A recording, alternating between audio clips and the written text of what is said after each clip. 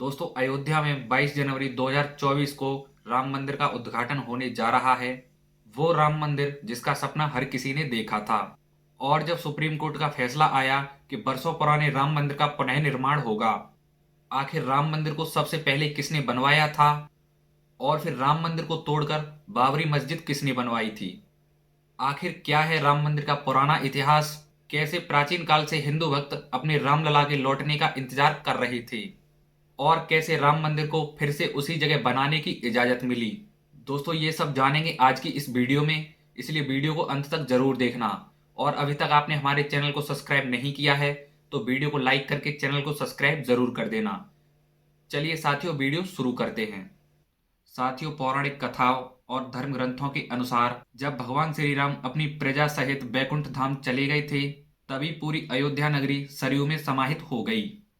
अयोध्या नगरी में सिर्फ वहां का भूभाग ही बचा था और कई वर्षों तक यह भूमि ऐसी ही पड़ी रही। और फिर बाद में कौशाम्बी के महाराजा कुश ने इस नगरी को फिर से बसाया। महाराजा कुश श्री राम के पुत्र थे। उन्होंने ही अपने पिता श्री राम की पूज्य जन्मभूमि पर फिर से निर्माण कराया। और फिर दूसरी बार उज्जैन के महाराजा विक्रमादित्य ने ईसा पूर्व में एक बार फिर से अयोध्या नगरी का निर्माण कराया। धार्मिक ग्रंथों के अनुसार उन्होंने सरयू नदी के लक्ष्मण घाट को आधार बना के 360 मंदिरों का निर्माण कराया। साथियों, हिंदू पक्ष का ये दावा रहा कि बाबर से पहले भी 1033 में मुस्लिम आक्रमणकारी सलार मसूद ने भगवान श्री राम के मंदिर को ध्वस्त करा दिया था। उसके बाद फिर से गहड़वाल वंश के राजाओं द्वारा इस पवित्र जन्मभूमि का दोबारा से निर्माण हुआ। अयोध्या के राम मंदिर पर विवाद की कहानी 1528 में शुरू हुई। हिंदुओं का दावा था कि बाबर ने श्री राम के मंदिर को तोड़कर वहां पर मस्जिद बना दी थी।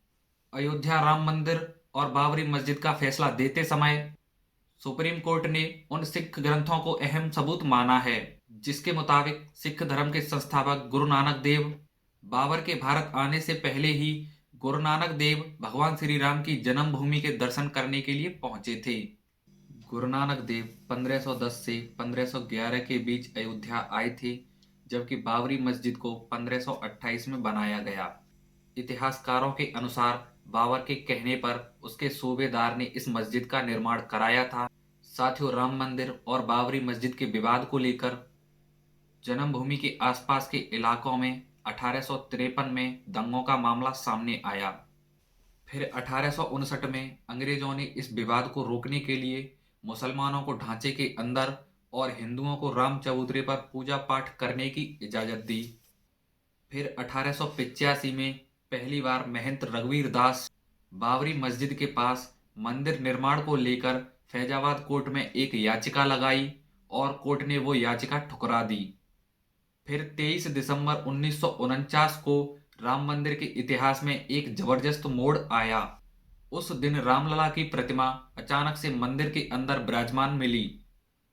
उसके बाद ये विवाद इतना आगे बढ़ गया कि सरकार को उस जगह को विवादित मानकर उस पर ताला लगाना पड़ा। उसके बाद ढांचे के अंदर नमाज रुक गई, लेकिन राम चबूतरे पर पूजा पाठ अभी भी जारी था। फिर 1950 में विवादित परिसर को लेकर एक जंग शुरू हुई। गोपाल विशारद और रामचंद्र ने ढांचे के अंदर रामलला की प्रतिमा को वहीं रहने के लिए और उनकी वहीं पूजा पाठ करने के लिए फिरोजाबाद हाई कोर्ट में दो याचिका लगाईं। उसके बाद 1959 में निर्मोही अखाड़े ने भी तीसरी अर्जी लगा दी। उसके बाद 25 साल बाद 1986 में यूसी पांडे की याचिका पर फैजाबाद के जज के एम पांडे ने 1 फरवरी 1986 के ऐतिहासिक फैसले में विवादित ढांचे से ताला हटाने का आदेश दिया और हिंदुओं को पूजा करने की भी अनुमति दे दी।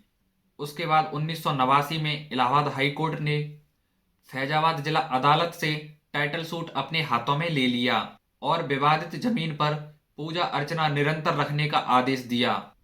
और फिर 6 दिसंबर 1992 को अयोध्या में जन्मभूमि के आंदोलन में लाखों कार सेवक जुड़े थे। उन्होंने ही उस विवादित ढांचे को ध्वस्त कर दिया और रामलला को लेकर अपने अस्थायी टेंट में आ गए। और तभी सुप्रीम कोर्ट ने उस विवादित जमीन को यथास्थिति पर रखने का आदेश दे दिया और 6 दिसंबर 1992 से लेकर 9 दिसंबर 2019 तक सुप्रीम कोर्ट के फैसले से रामलला उसी अस्थायी टेंट में शामिल रहे, लेकिन उनकी पूजा अर्चना और दर्शन का कार्य निरंतर चलता रहा।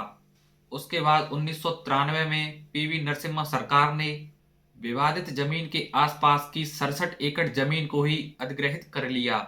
उसके बाद 2002 से इलाहाबाद हाई कोर्ट ने इस विवादित जमीन पर सुनवाई शुरू की थी। 30 दिसंबर 2010 को इलाहाबाद हाई कोर्ट ने 2-1 जजों के बहुमत फैसले से विवादित जमीन को 3 भागों में बांटने का निर्णय लिया। इसमें जन्मभूमि सहित 1/3 हिस्सा हिंदुओं को और 1/3 हिस्सा निर्मोही अखाड़े को और तीसरा हिस्सा मुस्लिम पक्ष को देने का फैसला सुनाया। मई 2011 में सुप्रीम कोर्ट ने कई याचिकाओं को देखने के बाद हाई कोर्ट के फैसले पर रोक लगा दी। बाद के वर्षों में सुप्रीम कोर्ट की देख रेख में मध्यस्थता की कोशिश भी की गई, लेकिन विवाद का कोई हल नहीं निकला।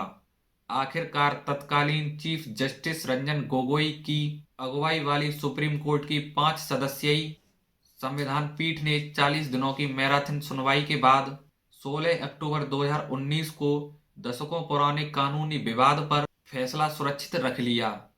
अंत में 9 नवंबर 2019 का वो ऐतिहासिक दिन आया जब सुप्रीम कोर्ट ने सदियों पुराने इस विवाद को हमेशा हमेशा के लिए खत्म कर दिया था। आखिरकार अदालत ने रामलला का मालिकाना अधिकार दे दिया और उनके भव्य मंदिर के निर्माण के लिए केंद्र की नरेंद्र मोदी की सरकार को 3 महीने के अंदर एक ट्रस्ट बनाने की जिम्मेदारी सौंप दी और अदालत ने मुस्लिम पक्ष को मस्जिद बनाने के लिए अयोध्या में किसी महत्वपूर्ण स्थान पर 5 एकड़ जमीन देने का आदेश दिया। अदालत के इसी आदेश के बाद श्री राम जन्मभूमि तीर्थ क्षेत्र ट्रस्ट ने 5 अगस्त 2020 को वहां भव्य राम मंदिर के निर्माण के लिए भूमि पूजन और आधारशिला का कार्यक्रम तय किया गया था।